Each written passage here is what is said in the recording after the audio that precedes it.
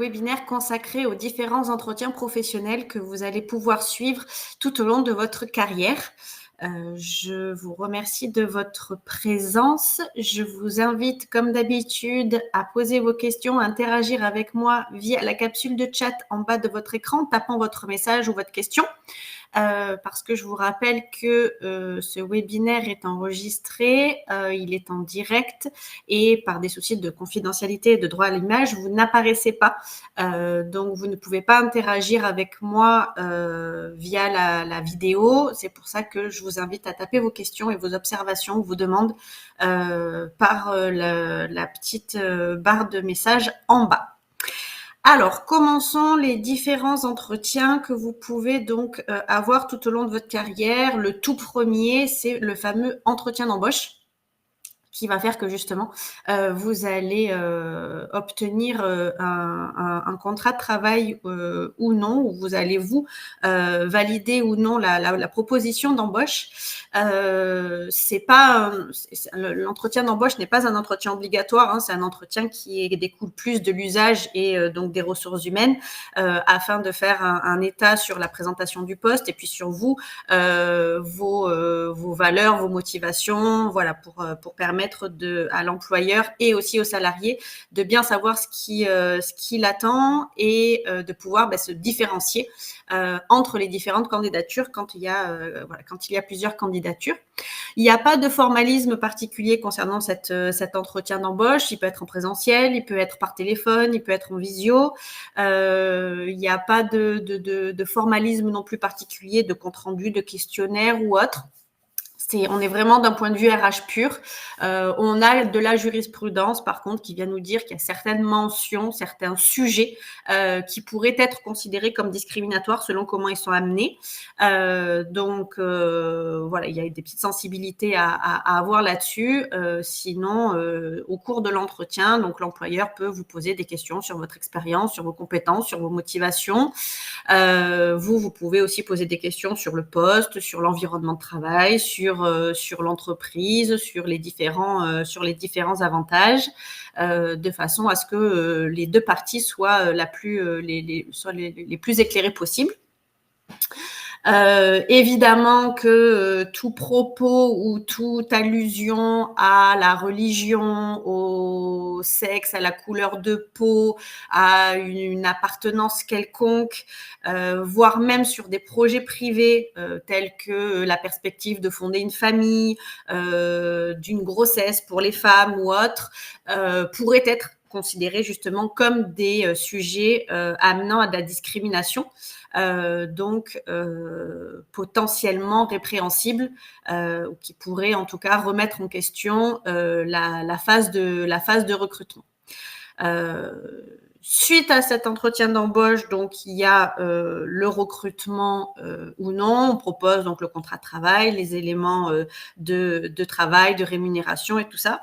Et donc, tout au long de notre carrière professionnelle, on va avoir un certain nombre d'entretiens, des entretiens qui sont obligatoires et d'autres qui sont facultatifs. On retrouve l'ensemble des entretiens liés à la carrière aux articles L6315-1 et L3121-65 du Code du travail. On nous expose dans un premier temps les entretiens qui sont obligatoires, hein, bien sûr. Donc, on a le fameux entretien professionnel obligatoire qui a lieu tous les 2 ans. Tous les salariés de l'entreprise sont concernés. L'employeur n'a pas le droit de faire ces entretiens avec une seule catégorie de salariés ou avec une seule partie du personnel. L'objet de ces entretiens, c'est pas du tout de dire tu travailles bien, tu travailles mal. C'est pas les entretiens d'évaluation, hein. Ces entretiens professionnels obligatoires, les fameux EPO, sont issus d'une réforme qui a eu lieu en 2014 et qui avait pour objet en fait de définir les perspectives d'évolution professionnelle en termes de qualification, en termes d'emploi, en termes d'évolution de poste et d'informer aussi sur toute la partie formation, tout ce qui était validation des acquis, CPF, compte épargne pour financer des périodes de formation ou de professionnalisation. Donc, c'est un entretien qui a lieu tous les 2 ans. Et il y a un entretien récapitulatif de synthèse qui est censé se faire tous les 6 ans. C'est un entretien aussi qui se fait au retour de certains congés. Pour s'assurer de la bonne continuité de l'évolution professionnelle. En termes de sanctions, si on ne respecte pas le suivi de ces entretiens professionnels obligatoires tous les 2 ans, il y a la seule sanction qui existe, c'est que dans les entreprises de plus de 50 salariés, il y a un abondement du CPF qui se fait par salarié concerné qui n'aurait pas eu ce fameux entretien professionnel obligatoire. Dans les entreprises de moins de 50, à ce jour, il n'existe pas de sanction.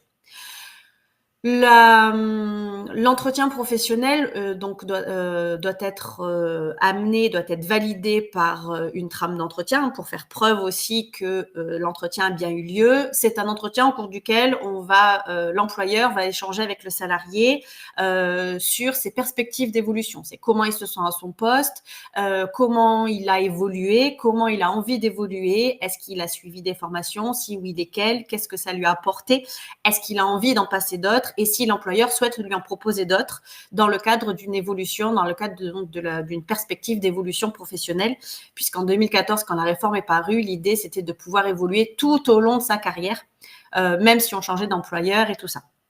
Donc, tous les 2 ans, on a cet entretien qui est obligatoire.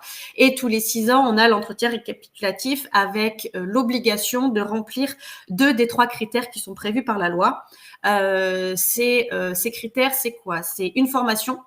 Et on nous dit une formation diplômante, certifiante, qualifiante. Donc, aujourd'hui, on n'a pas encore le recul pour savoir ce qu'on entend exactement par là. Mais en tout cas, on doit avoir proposé une formation. Donc, et le salarié doit avoir suivi une formation dans les 6 ans. Une augmentation et ou une promotion, donc une évolution de poste. Ça ne veut pas dire forcément de monter en grade et d'avoir la supervision de personnel ou autre, mais c'est de pouvoir justifier qu'on a donné la possibilité aux salariés d'évoluer au niveau de son poste, au niveau de son statut et tout ça. Et effectivement, si 2 des 3 critères ne sont pas remplis, l'employeur peut aussi être sanctionné.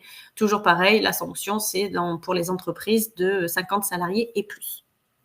Donc ça, c'était au niveau de l'entretien professionnel obligatoire.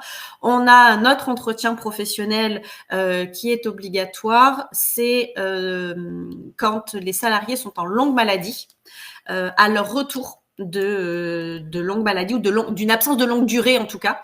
Un entretien doit systématiquement être organisé afin d'accompagner en fait le salarié dans la reprise de son activité, être sûr qu'il va pouvoir reprendre son poste dans les meilleures conditions, de lui faire suivre une période d'intégration, de réintégration, une période de formation pour qu'il puisse être à jour dans la reprise de son poste, puisque entre le moment où il est parti, donc où il a été en absence et le moment où il est revenu, il y a pu avoir par exemple un changement de logiciel, un changement de procédé, une nouvelle activité, une nouvelle équipe qui fait qu'il doit se réadapter, ou alors il a été en absence ou en maladie depuis suffisamment longtemps pour qu'il ait une période en fait de transition, de réadaptation à son poste de travail.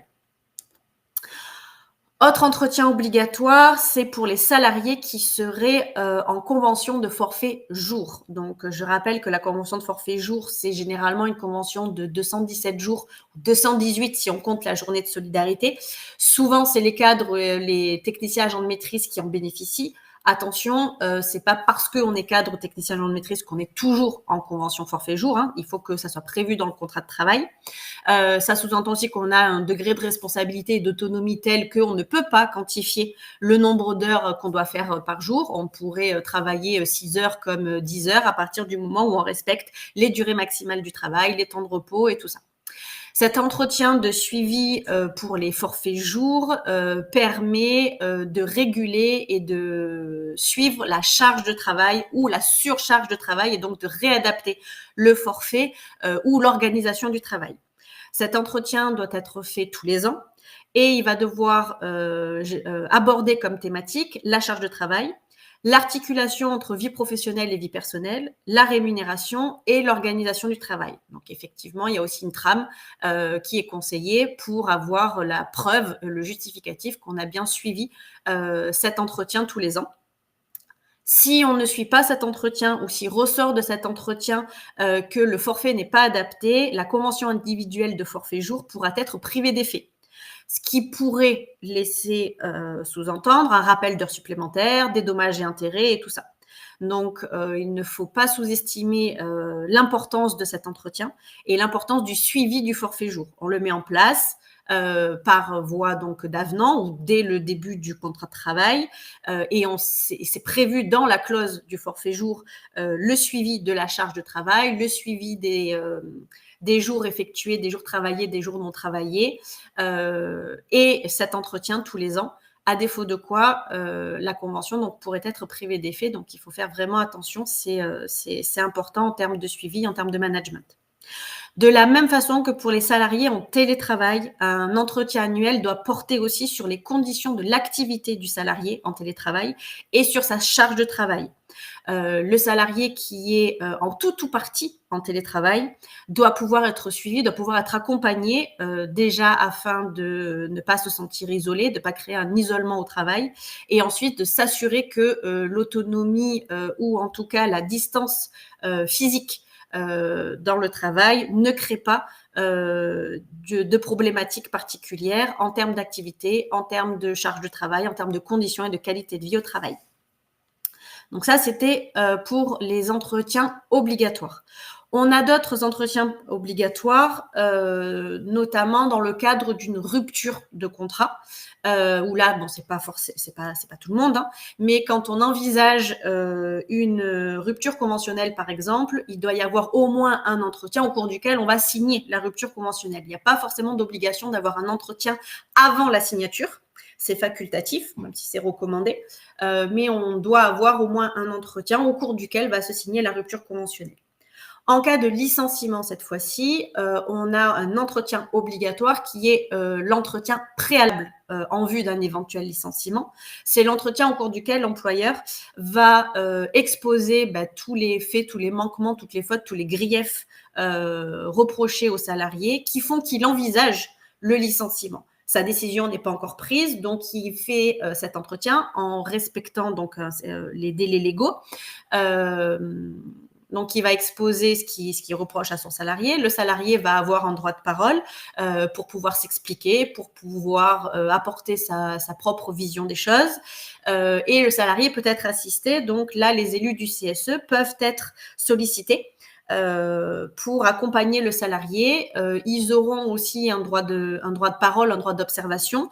Et l'élu du CSE qui accompagne le salarié à l'entretien préalable va devoir rédiger un compte-rendu de cet entretien qu'il remettra ensuite pour preuve de suivi. C'est pas forcément un élu du CSE qui peut accompagner le salarié. Le salarié peut se faire assister par un salarié de l'entreprise ou alors aussi par un représentant du personnel dont les listes figurent en mairie ou à l'inspection du travail.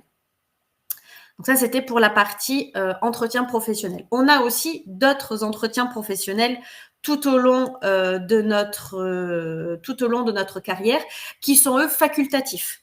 Ça veut dire que l'employeur a la possibilité de les mettre en place ou pas. Par contre, à partir du moment où il les met en place pour un salarié, il est obligé de les mettre en place pour tous. Je parle notamment de l'entretien annuel d'évaluation. Attention, l'entretien annuel d'évaluation est bien à distinguer de l'entretien professionnel obligatoire dont je vous ai parlé tout à l'heure. L'entretien professionnel obligatoire, c'est tous les 2 ans et c'est pas du tout pour dire aux salariés tu travailles bien, tu travailles mal et je te fixe tel et tel objectif. On est vraiment dans le cadre évolution de carrière. L'entretien annuel d'évaluation, il peut avoir lieu tous les ans. Et là, les objectifs, c'est de parler des performances du salarié, du bilan de l'année, des objectifs fixés, est-ce qu'ils ont été atteints ou pas, pourquoi ils n'ont pas été atteints, s'ils ont été dépassés, quelles peuvent être donc les conséquences positives et tout ça.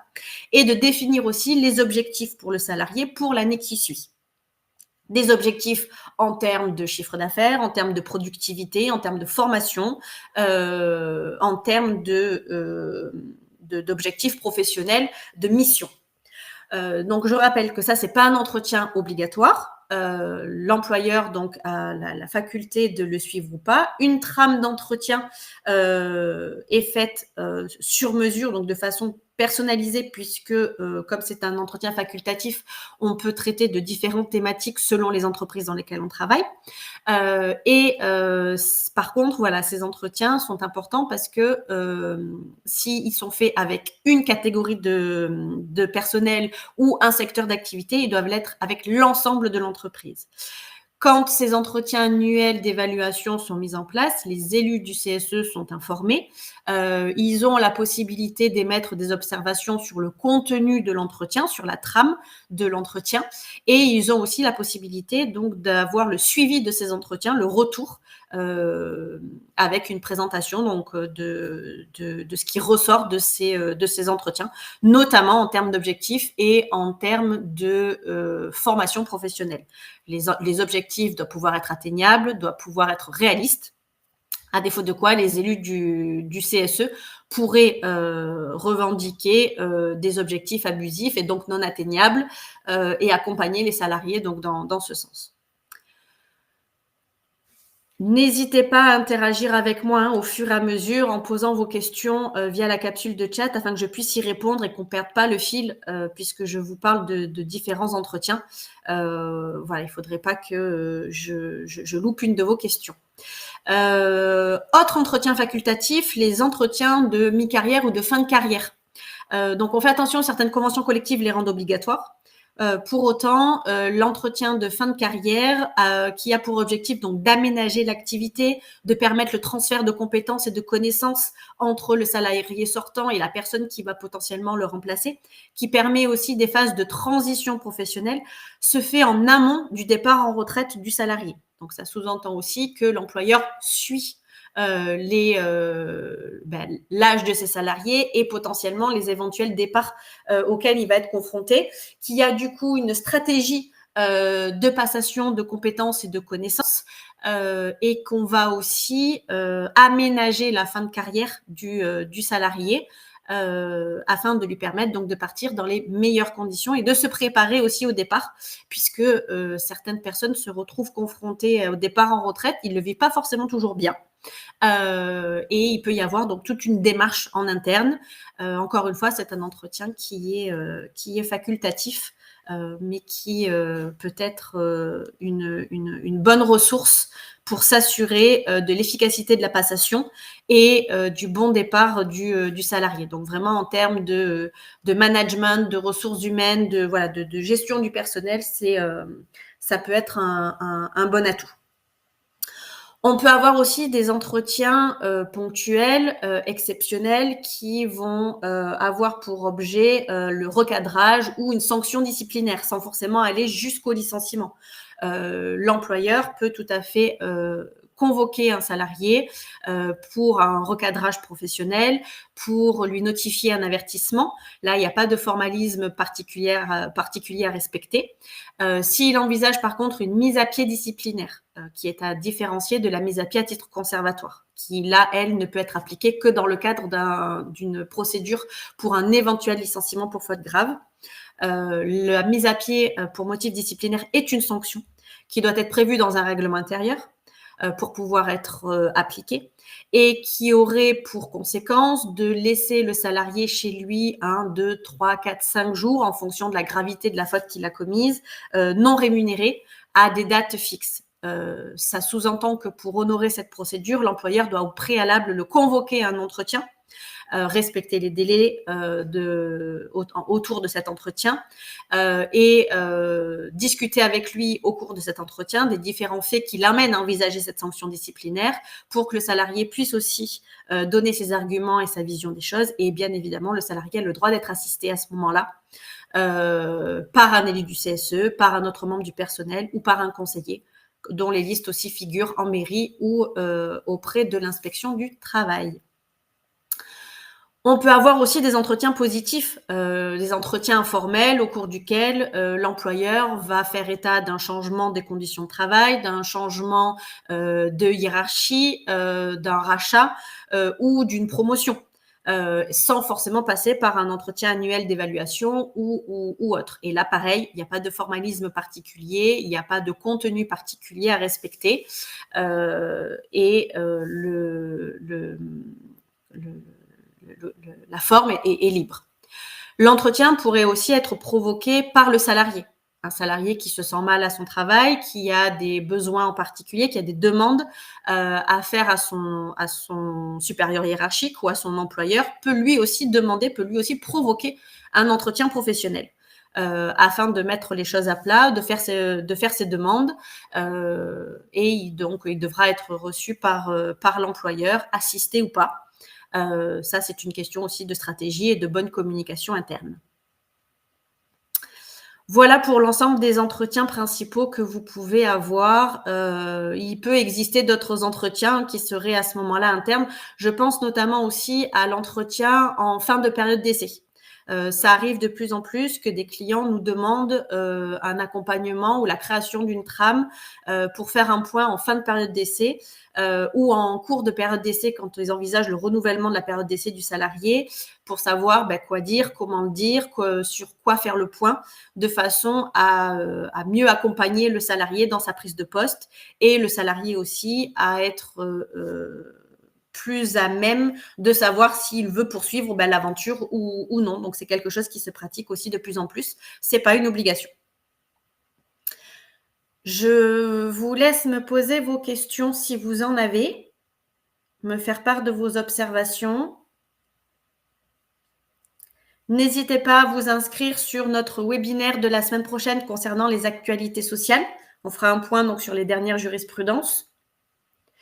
Et on se retrouvera aussi au mois de décembre pour nos derniers webinaires de l'année. Voilà. Si vous avez des besoins, si vous avez des demandes en particulier, des sujets que vous souhaitez qu'on aborde, n'hésitez pas à nous les communiquer. On veut toujours être au plus proche de vos besoins pour vous accompagner le plus efficacement possible.